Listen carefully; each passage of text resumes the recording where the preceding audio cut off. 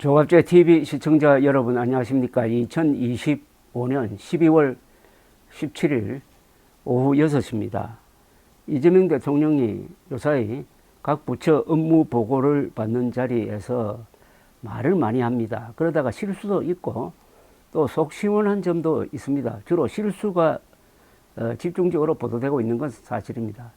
그러나 아주 언론이나 정당에서 다루지 못할 정도로 아주 직격탄을 날리는 경우가 있는데 오늘 그런 일이 있었습니다. 오늘 세종시에서 열린 산업통상부 산하기관의 업무 보고를 듣고 질문을 하는 과정에서 대왕고래 프로젝트를 추진했던 한국석유공사에 대해서 아주 집중적으로 질문을 했습니다.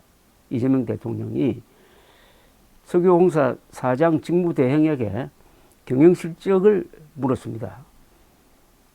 사장은 최근에 사퇴했습니다. 이 사퇴한 사장이 작년부터 윤석열 전 대통령을 앞세워가지고 대왕고래 심해 시추를 추진을 했다가 한 방 뚫었는데 아무것도 아닌 게 나와서 사실상 지금 중단되어 있는 상태입니다.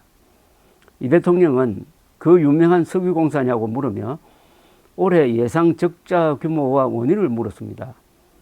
직무대행은 작년은 영업이익이 1조 2,700억 원이었으나 올해는 유가 하락과 이자 비용 등으로 5천억 원 이상의 단기 순손실이 예상된다고 보고를 했습니다.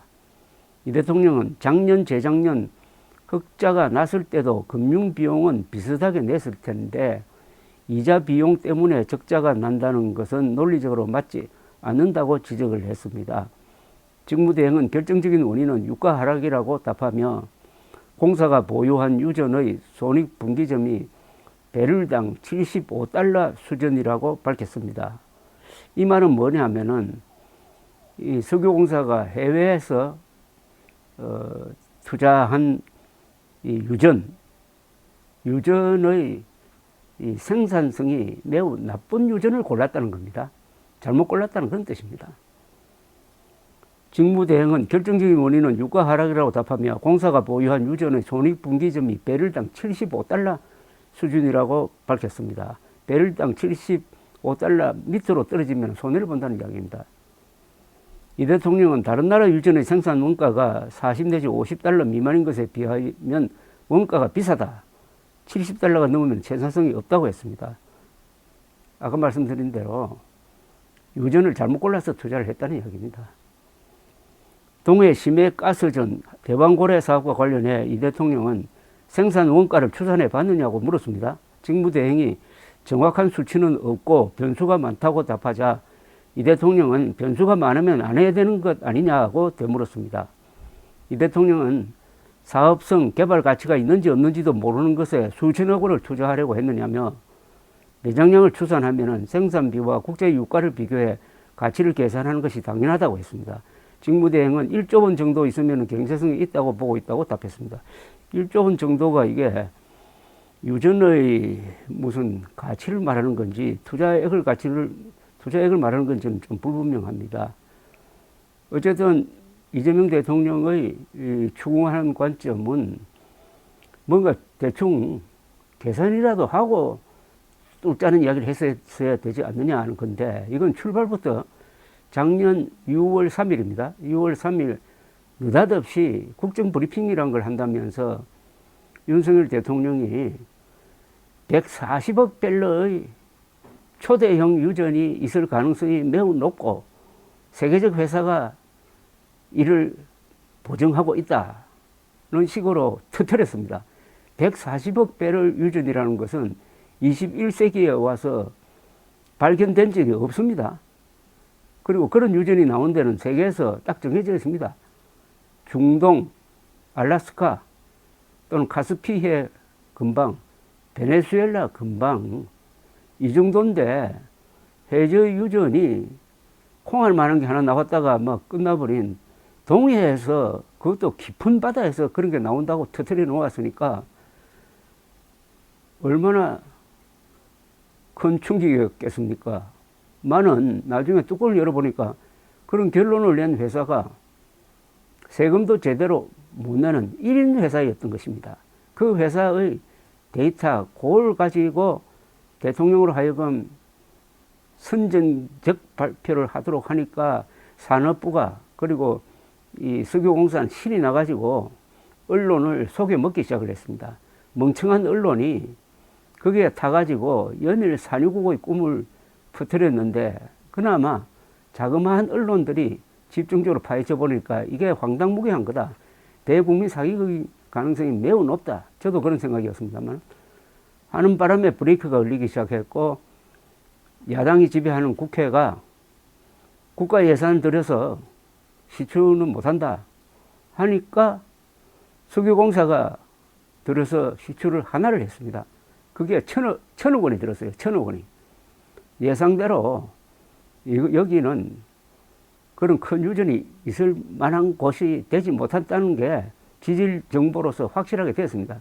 그러면 깨끗하게 단념을 해야 되는데 그러지 않고 또 외국 회사를 끌어들이겠다고 언론 플레이를 하고 이 좀 제대로 알지도 못하는 기자들이 그걸 또 받아 써주고 해가지고 아직도 산유국의 꿈 하고 그 산유국의 꿈을 민주당이 막았다는 이런 이야기를 하고 있습니다. 민주당이 막은 것은 더 이상의 출혈을 막은 거죠.